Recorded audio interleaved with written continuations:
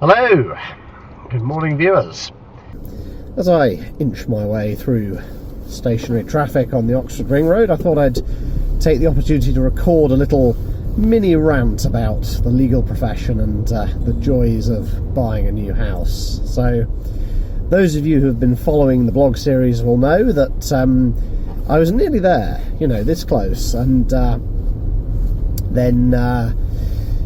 So then it got to the stage where we were just blocked on the guy buying my flat, and he hadn't got his mortgage offer, and until he had, nothing could be done about it. So it all went quiet. I went off on holiday this week, and I thought, it's probably going to stay quiet for another week, so whatever. Of course, halfway into my holiday, Wednesday morning, phone rings, and the buyer is now unblocked and wants to exchange contracts on Thursday and get on with it, and isn't that great?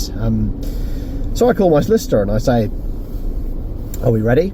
She's known for ages that we're only waiting for the far end, so surely all the pieces are in place. And she said, I'll have to look at the file and get back to you. Okay.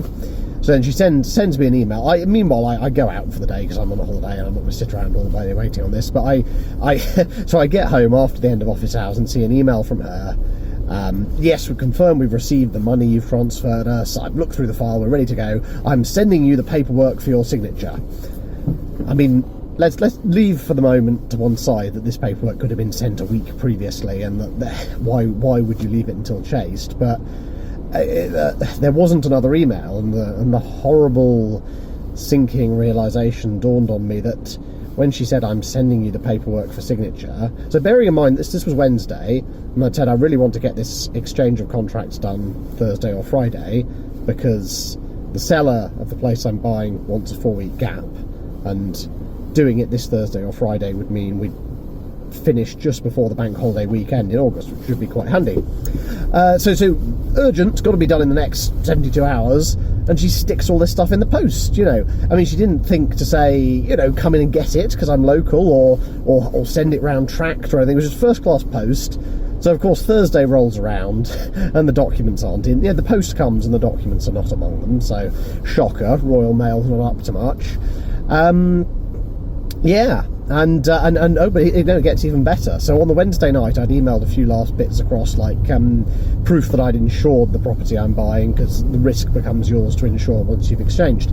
And what comes back on the Wednesday night is I'm out of office now for a week, and call reception if it's urgent. I'm just left staring at this and going, why would you not mention when you were on the phone to me on the Wednesday morning, oh, by the way, I've got a week off, but it's okay, I'm handing it over to my colleague who's fully briefed and will be able to actually exchange the contracts on Thursday or Friday. So so Thursday morning I phoned the solicitors, and as it turns out, I strike lucky. The chap who answers the phone is one of the managing partners, and sounds as annoyed as I am, like he hasn't been kept informed by his own people of when they're going to be away.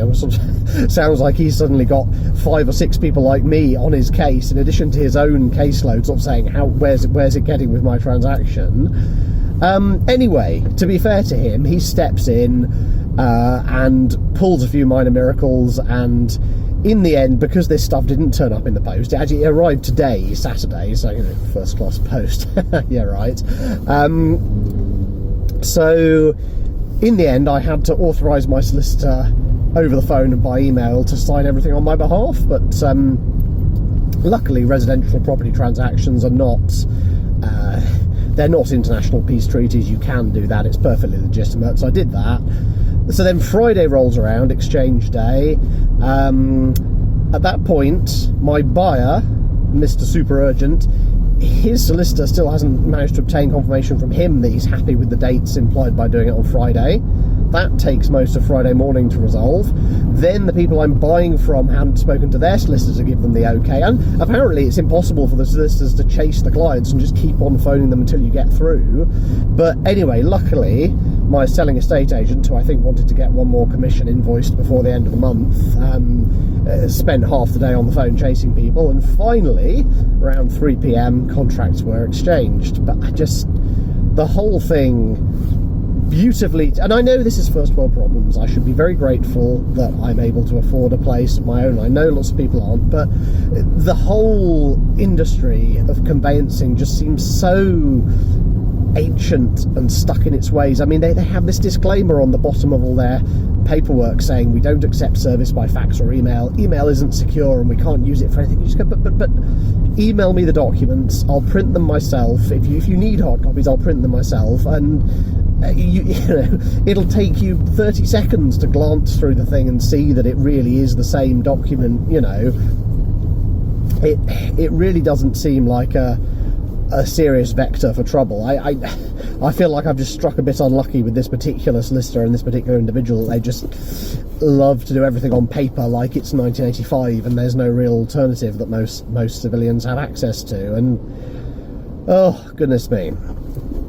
Anyway, good news is, despite all the faffing and all the attempts by various solicitors and agents in the chain to stuff things up, contracts have been exchanged, which means everybody's committed to doing this, and we are doing it on Friday the 27th of August. So thankfully, it's a good job I wasn't at work this week, because I'd have been useless with this hanging over me and these phone calls and all the faff involved in this. But it's all ready to go, and now I've got a fairly civilised... It's annoying in some ways that this 4-week delay has been imposed by the sellers of the house I'm buying, but actually it's quite civilised. I've got 4 weeks to sort out a removal firm, 4 weeks to pack.